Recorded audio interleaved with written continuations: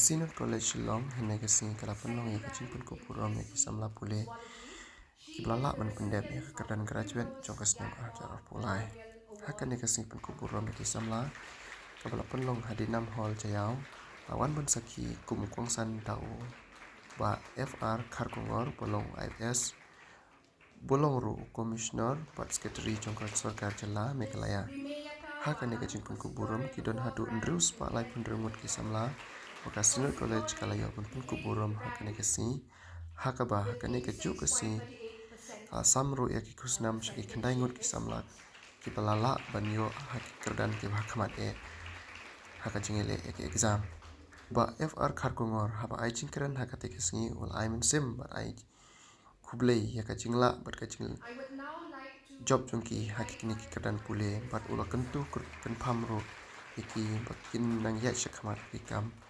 haki sing ki pansawan. Ms. Shaliban L. Maulong for securing 6th rank in BSc Zoology.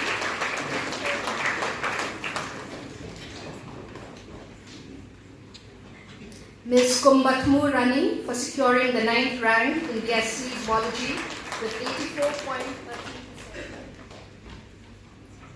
Ms. Balahun Khar Musalman for securing 10th rank in BSc Zoology with 83.75% marks. Ms.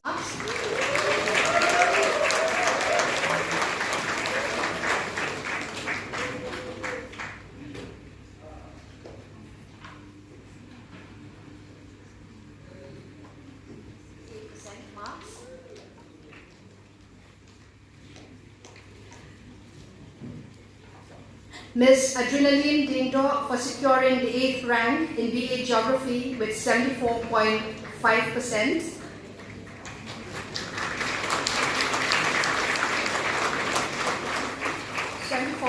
Marks.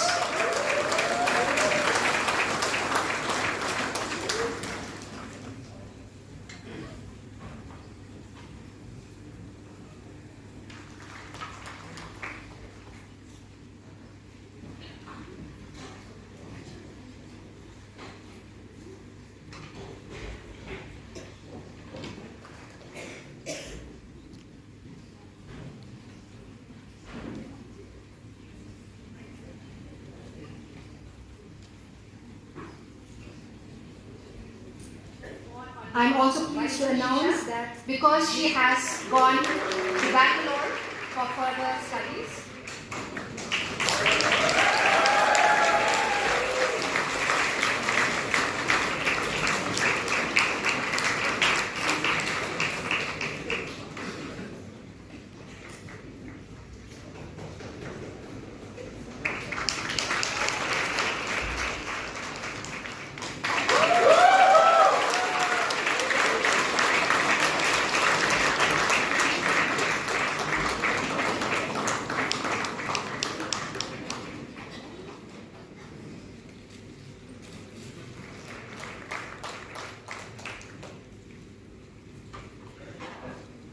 Ms. Saphi Bandrisa Thankyu from the History Department for securing 69.38%. Ms. Dhawanka A.L. Mauplang from the Department of Economics for securing 69. May I invite Mr. Welbonsa. I would like to call to the stage Ms. Shaintasful Mirthong from Maths Department for securing 79.88%.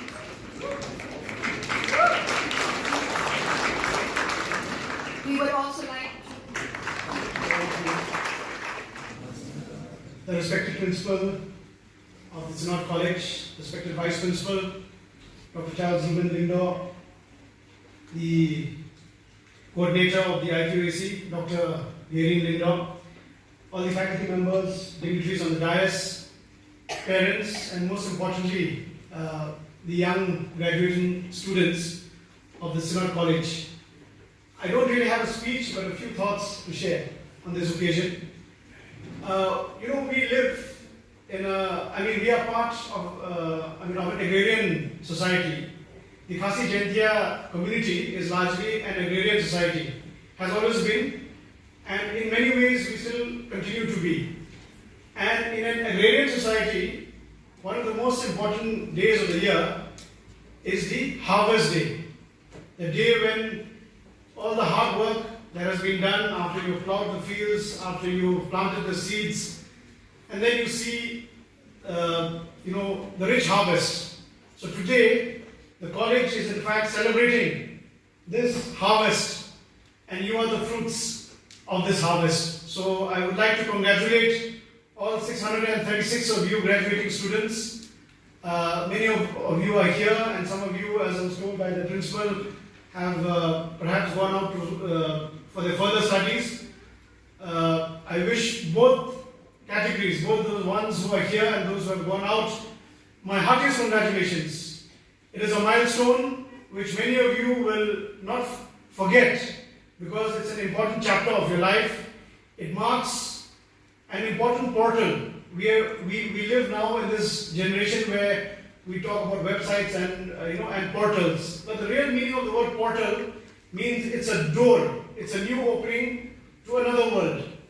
Today will mark the end of your journey as students, but it will mark the beginning of your entry into new lives, where whatever you have learned, whatever you have gleaned over the past few years, you will be able to put into practice, and you will be able to make meaningful contributions, both in your individual as well as in your collective roles as students.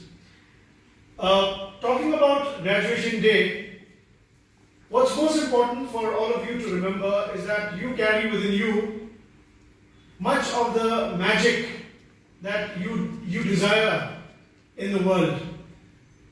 It takes me back to 2014, when I had the opportunity to attend a symposium, a World Education Symposium at the Google headquarters in Mountain View in California, near San Francisco, where at that Google Education Symposium, there were many young people like yourselves who are already working with the Google. We know that Google is a very large tech company, and they take the best and they take the cream of the world. And there was one young lady who was attached to take us around, and she was also heading a very critical component. She was an Indian girl.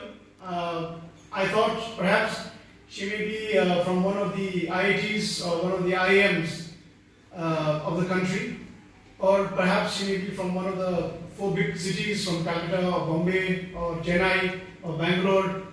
But to my surprise, my pleasant surprise, she did her schooling from a place called Hasimara. When I asked her about her background, I said, "Where are you from? Which part of India? Where did you study?" She said, "Sir, I think you will not know the name of the town that I'm from and the name of the school that I was from. I was from Kendra Vidyalaya, Hasimara." Now, to many of us, we may not know where the town is. Fortunately, because I grew up in North Bengal, I had a familiarity with this place, Hasimara, which is a small little town bordering, in fact, Bhutan. It's on the Indo-Bhutan border. It's a very small place, and there's a Kendra Vidyalaya there. And this young lady who had made it to a very senior position in Google, she actually did her schooling from that particular institution and hailed from that place. So it is really wonderful, it's really remarkable to see that so many, and she was also telling me that so many of her young colleagues, not only in Google, but those who are working in other big tech companies, were from these smaller institutions, from smaller places. They were not from Calcutta or Delhi or Bombay.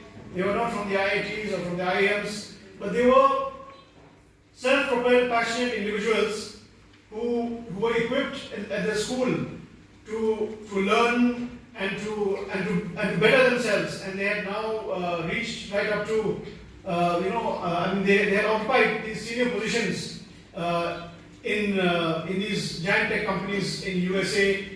And that is, it's a remarkable story. It's a remarkable journey that they have made.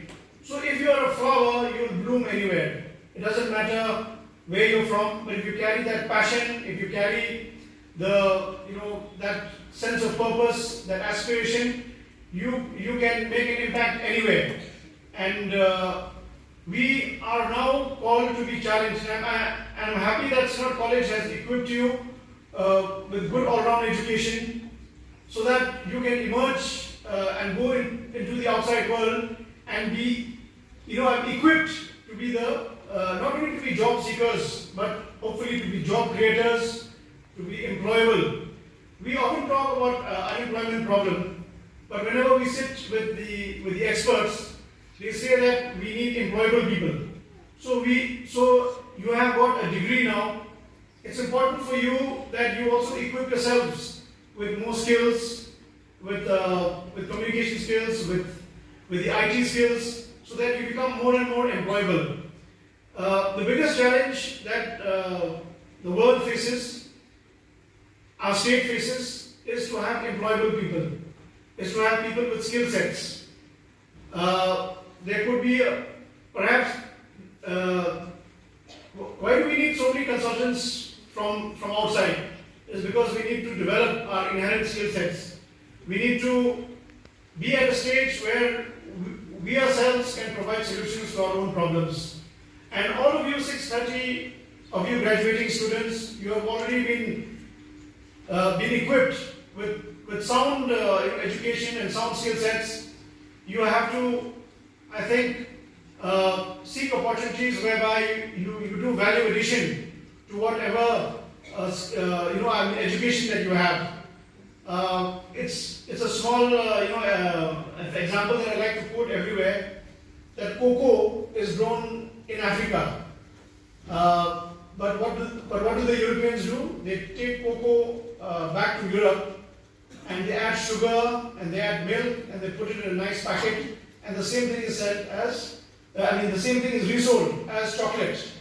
So value addition, what the Europeans have done, what the West was doing to that cocoa, is that they provided value addition. So as we sit here in this hall and as we celebrate your collective achievements, it's important that we think also about value addition, about adding more to the skills that you already have. IT skills, language skills. It could be skills of networking, of making detailed project reports, of presentation skills. I'm sure most of these skills you already have been exposed to. But we need to create a body of young people who are armed with these kind of skills which are relevant and which are contemporary, and which government systems require in this day and age, so that once you are able to possess these skills, once you are able to exhibit these skills, then it is the market that will come and demand these services from you. You will not have to go and seek for a job. They will themselves come to your doorstep. They will themselves seek you to be able to do many of to provide many of the services that are currently required. So value addition is, I think, extremely important in this day and age. You have to ensure that over and above whatever education that you have, that you sharpen and you hone these skill sets, so that you become not only what we call employable, but you also become much in demand. Why should we only limit ourselves to Meghalaya? There may be other parts of India that may be also requiring our skills here. And we know that through the technology, now distance and time is transcended. I know of many young people who are architects and who are event managers and consultants. Work comes to them from America and from the rest of India, and our young people from here, they are doing projects for them, notwithstanding the distance. So it's very important to be able to enhance those skill sets. What Synod College and what the faculty has done, and what you yourselves, all the hard work that you put in, is that you have acquired a set of knowledge, And as the famous saying goes, you know, we can teach you to be fishermen, but we can't give you fish. So it's important that you yourselves learn this, how to go to the water and to use your fishing rods and gather the fishes, because the fishes will not come into the baskets themselves. The fish will not jump into the basket, but as a fisherman, you have to have the patience to sit by the shore and cast your fishing rod and do it skillfully so that you can gather all the fish into your basket. So of course, this is a saying that we have heard in the past, but it is also highly relevant in this day and age. And opportunities in this day and age are tremendous. When we were growing up, we had very limited opportunities, very limited avenues beyond the traditional professions of the like engineering or medical or government civil service or teaching. There were not much avenues, but now the world has thrown up so many avenues. I mean, there are opportunities everywhere. We have young children now doing various interesting courses, and they are able to shine, and they are able to earn good income and good livelihoods from the skills that they have learned. So I want to leave you with a thought that go forward in hope that it's a brave new world, and you have already had a good foundation here in Synod College. Please continue to never stop learning, continue to arm yourselves and to equip yourselves with more skills, so that you not only become employable, but people come to your doorstep to seek your services. And your services are not limited only to the boundaries of the state, but your services can also be sought from beyond the state's boundaries, from abroad, from international agencies as well. So they will beat a path to your door to seek your services and to seek your skills. So continue to acquire skills, continue to make yourself more and more employable, and be the best of what you can be. If you are a teacher, be the best teacher. If you are an entrepreneur, be the best entrepreneur in that particular sector. Be the best of what you are, and the world will come and seek for you. Be the best event manager, be the best teacher, be the best administrator, be the best, you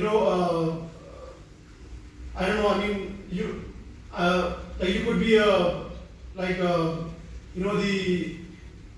the owner of a restaurant, a confectioner. I mean, be the best of whatever area that you're in, whatever domain that you're in, and the world will come and seek for your services.